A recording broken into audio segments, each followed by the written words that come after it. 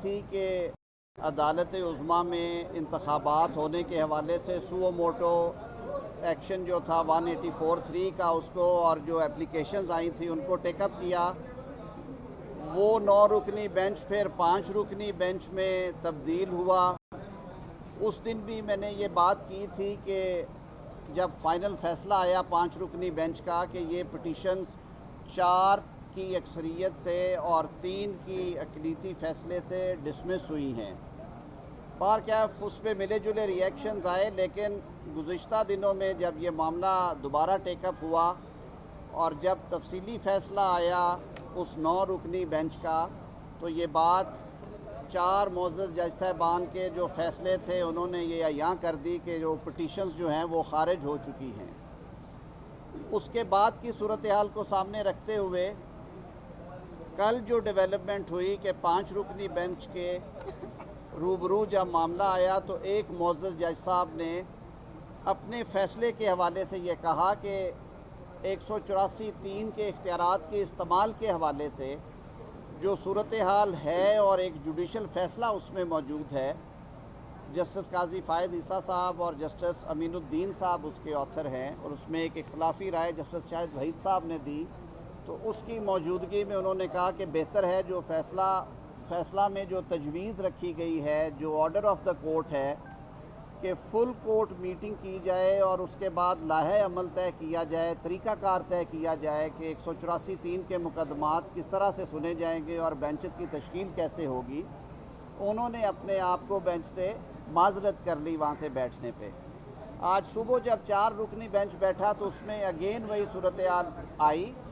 اور جسٹس جمال خان مندوخیل صاحب نے ایسے حالات میں معذرت کی. ملک بھر کے عوام یہ ایکسپیکٹ کر رہے تھے کہ اب شاید چیف جسٹس صاحب جو کہ ادارے کے سربراہ ہیں اور جنہیں بلا شبہ ادارے کو یکجا رکھنا ہے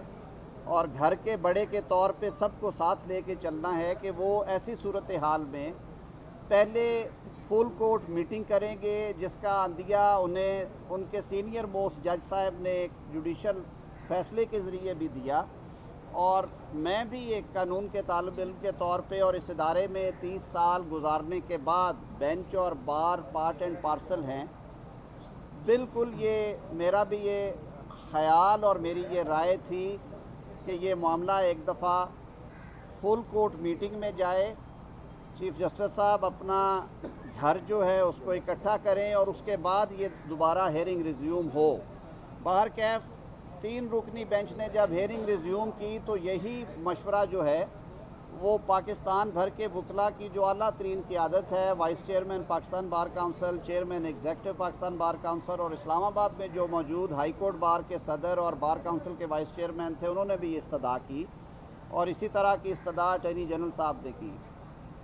چیف جسٹس صاحب نے اپنی صوابدید میں یہ مناسب سمجھا کہ وہ فی الحال 3 رکنی بینچ کے ساتھ ہی پروسیڈ کرنا چاہتے ہیں. میرے خیال میں ہمیں کئی دفعہ حقیقت سے یا جو چیزیں نظر رہی ہوں ان سے آنکھیں نہیں چرانا چاہیے. یہ ایک بہت بڑا آئینی مسئلہ آ کھڑا ہوا ہے، بلکہ یہ ایک بحران کی شکل اختیار کیے جا رہا ہے. تو ہم یہ سمجھتے ہیں کہ ایسی صورتحال میں جب کہ پارلیمان نے قانون سازی بھی کر دی ہے اور وہ بل جو ہے اب وہ صدر مملکت کے سامنے اسینٹ کے لیے گیا ہوا ہے، ملک میں جو اس وقت سیاسی درجہ حرارت ہے اس کا بھی ذکر ہوا، ان سب باتوں کو سامنے رکھتے ہوئے ہم یہ ایکسپیکٹ کر رہے ہیں ابھی بھی، میں سمجھتا ہوں، اور آج چیف جسٹس صاحب نے یہ عندیہ بھی دیا ہے کہ وہ اپنے دیگر ساتھیوں سے، یعنی کہ جو سپریم کورٹ آف پاکستان کے تمام جج صاحبان ہیں، انہیں کانفیڈنس میں لے کے یہ جو معاملات پچھلے 4-5 روز سے گفتگو کا ایک مرکز بنے ہوئے ہیں ان پہ وہ بات کریں گے، اور کس طرح اس سلسلے کو لے کے آگے چلنا ہے. اس کا سب سے اچھا حل وہی ہے جو کہ بار کے بھی ایلڈرز اور پولیٹیکل پارٹیز ڈے 1 سے یہ کہہ رہی تھی کہ جب ایسے معاملات ہوں جن میں پولیٹیکل پولرائزیشن نظر آ رہی ہو، جن میں ایک ڈیوائیڈ باہر نظر آ رہی ہو، تو کورٹ کو کم از کم اسے یونیسن میں اکٹھے بیٹھ کے ڈیسائیڈ کرنا چاہیے. یہ اصل حل ہے مسائل کا. دیکھیے پاکستان جس معاشی بحران سے گزر رہا ہے، جو سیاسی معاملات آج کل ہیں، اس کے ساتھ اگر آئینی بحران کا بھی شکار ہوئے تو یہ ہمارے لیے بہت مشکل صورتحال ہوگی. چیف جسٹس صاحب نے کہا کہ سیاستدان بھی مل بیٹھے، ہم نے کبھی اس سے انکار نہیں کیا. میں نے تو بلکہ بارہا، اور رانا ثناء اللہ صاحب بھی میرے ساتھ موجود ہیں، کل خواجہ آصف صاحب نے بھی یہی بات کی. سیاستدانوں میں اگر میچورٹی ہو تو اپوزیشن کے دوستوں کو یہ ماحول بنانا ہی نہیں چاہیے تھا. گفتگو کے دروازے سیاست میں کھلے رہتے ہیں، لیکن اس سے ہٹ کے میں یہ کہوں گا کہ آپ یہی بات جب سیاستدانوں سے کہتے ہیں تو یہی اصول آپ کو اپنے ادارے پہ بھی لاگو کرنا ہے، اور گفت و شنید کے ساتھ آپ اجتماعی سوچ کو رستہ دیں، اور ایک ایسا فیصلہ صادر ہوگا جب ساروں کی اجتماعی سوچ اس میں ہوگی جو کہ اس ملک کے سیاسی تقدیر کے لیے، اس ملک کے سیاسی مستقبل کے لیے بہت مفید ہوگا.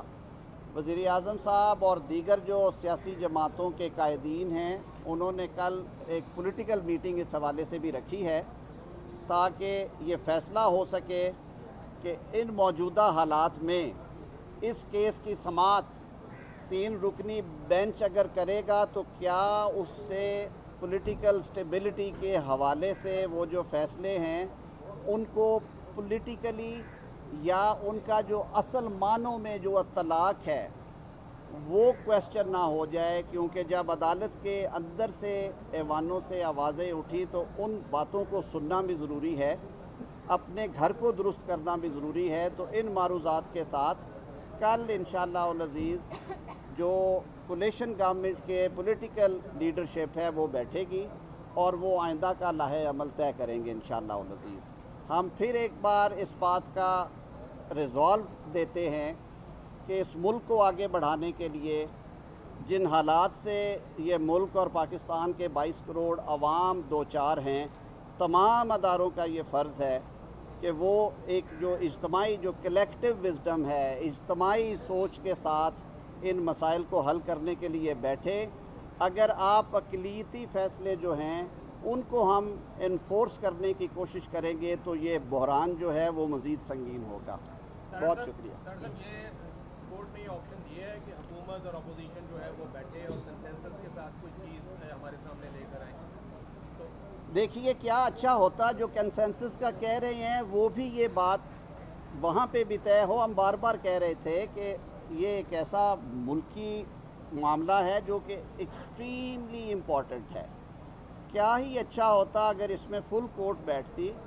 اور وہ بڑوں کے طور پہ اس سارے معاملے کو ٹیک اپ کر کے حکم جاری کرتی کہ معاملات کو اس نہج میں لے کے جائیں، اس نہج میں لے کے جائیں. آدھی سپریم کورٹ کہہ رہی ہے کہ یہ 184(3) کا معاملہ نہیں ہے، یہ ایک پولیٹیکل کویسچن ہے، اسے ہائی کورٹس میں پینڈنگ پروسیڈنگز میں حل ہونا چاہیے. اور سپریم کورٹ کے جو سربراہ ہیں وہ اپنی دانش میں وہ مناسب سمجھتے ہیں، لیکن انہوں نے ان جو ڈیسینٹنگ اوپینینز آئیں یا جو اختلاف رائے آیا اس کو نظر انداز کر کے وہ معاملے کو آگے لے جانا چاہتے ہیں. میں پورے ادب کے ساتھ میں نے اس نظام میں 3 دہائیاں گزاری ہیں. میں نے اپنے سینئر سے آج یہی بات کی، وہ بھی بیٹھے ہوئے تھے. یہ بار کی بھی آواز ہے، پارلیمان سے بھی یہ آواز آ رہی ہے، یہ سول سوسائٹی سیگمنٹس بھی کہہ رہے ہیں کہ ہمیں پولیٹیکل ٹیمپریچر کو ٹھنڈا کرنے کی ضرورت ہے. اور اس کے ساتھ ساتھ یہ سارے طبقات کہہ رہے ہیں کہ اس وقت ہمیں جو ہمارا سب سے بڑا عدالتی ادارہ ہے سپریم کورٹ آف پاکستان، وہ اسے بھی ایسے دیکھنا چاہتے ہیں،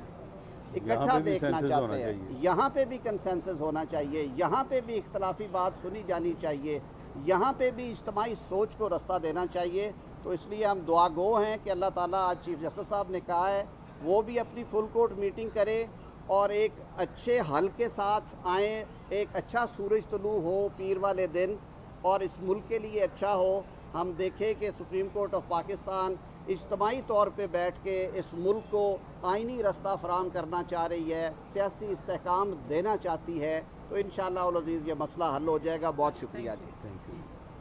صاحب آپ جی بس ٹھیک رانا صاحب پہلے تھکے ہوئے ہیں.